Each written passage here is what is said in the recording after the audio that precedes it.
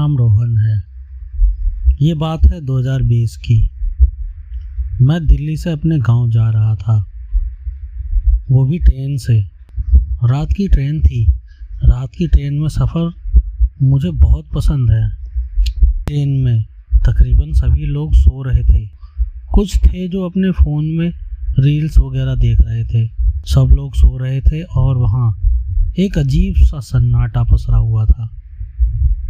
मेरी birth window के पास थी और उस दिन मुझे नींद बिल्कुल नहीं आ रही थी। ट्रेन अपनी स्पीड से चल रही थी। कभी ट्रैक की आवाज़ आती और कभी हल्की सी हिलती। कोच में सब सो चुके थे। लाइट डिम थी। सिर्फ कुछ लोग फ़ोन यूज़ कर रहे थे, बाकी सब चुप थे और मैं बस बाहर देख रहा था।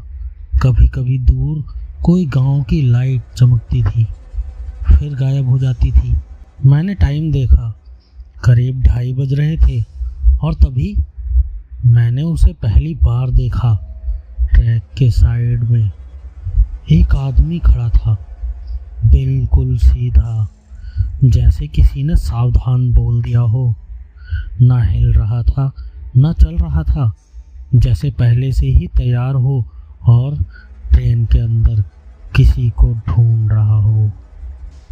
और जैसे ट्रेन आगे बढ़ रही थी, वैसे ही उसका सिर्फ गर्दन हिल रही थी, पर सिर्फ गर्दन। सब कुछ इतनी जल्दी हुआ कि मैं बिल्कुल समझ नहीं पाया, बस मूर्ति बना देखता रहा। ट्रेन इतनी तेज थी, वो 2 से 3 सेकंड के लिए ही दिखाई दिया, फिर अंधेरा हो गया।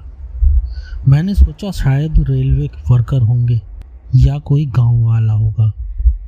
वैसे भी रात में अजीब चीज़ें दिख जाती हैं कभी कभी। मैंने इग्नोर कर दिया, लेकिन 10 से 15 मिनट बाद जब मैंने दोबारा बाहर देखा तो मेरी सांसें रुक गई।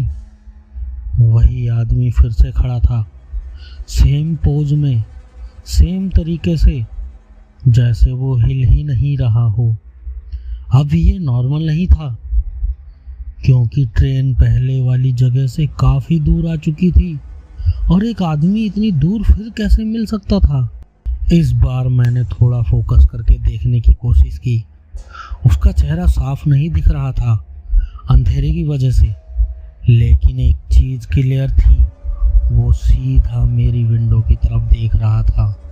मुझे अंदर से थोड़ा अनसेफ फील हुआ, जैसे वो देख रहा हो डायरेक्ट। मैं सीधा होकर बैठ गया और थोड़ी देर के लिए बाहर देखना बंद कर दिया। कोच में सब नॉर्मल था, कोई हिल भी नहीं रहा था, बस ट्रेन की आवाज़ और फिर किसी की हल्की सी मूवमेंट। मैं अपने आप को समझा रहा था, ओवर थिंकिंग मत कर, कुछ नहीं है। लेकिन फिर पता नहीं क्यों मैंने दोबारा बाहर देख लिया और इस बार जो मैंने देखा उसने सब कुछ बदल कर रख दिया।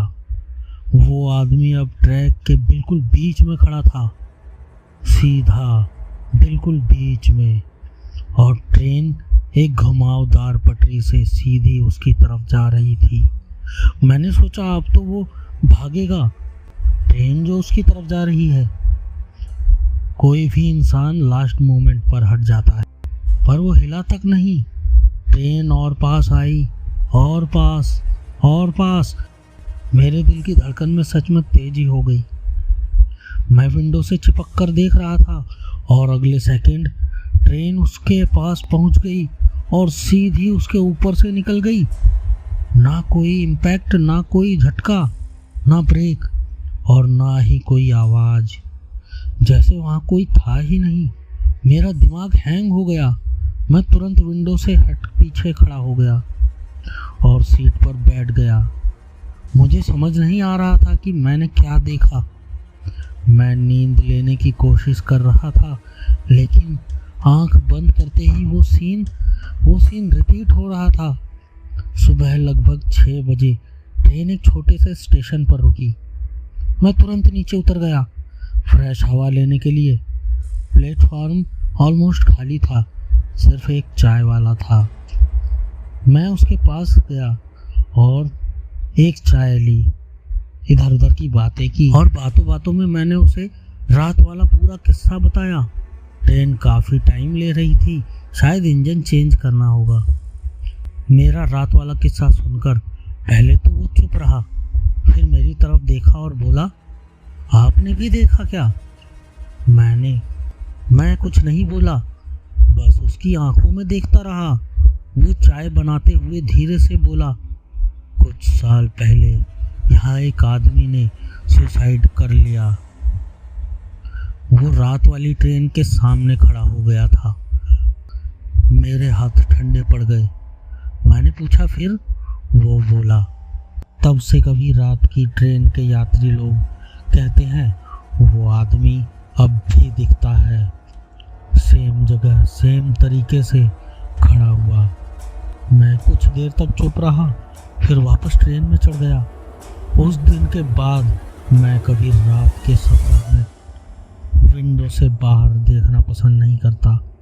लेकिन एक बात आज तक क्लियर नहीं हुई, जब वो तीसरी बार खड़ा दिखा था तो वो सिर्फ खड़ा नहीं था, वो सीधा मेरी तरफ देख रहा था, जैसे वो जानता हो कि मैं उसे देख रहा हूँ।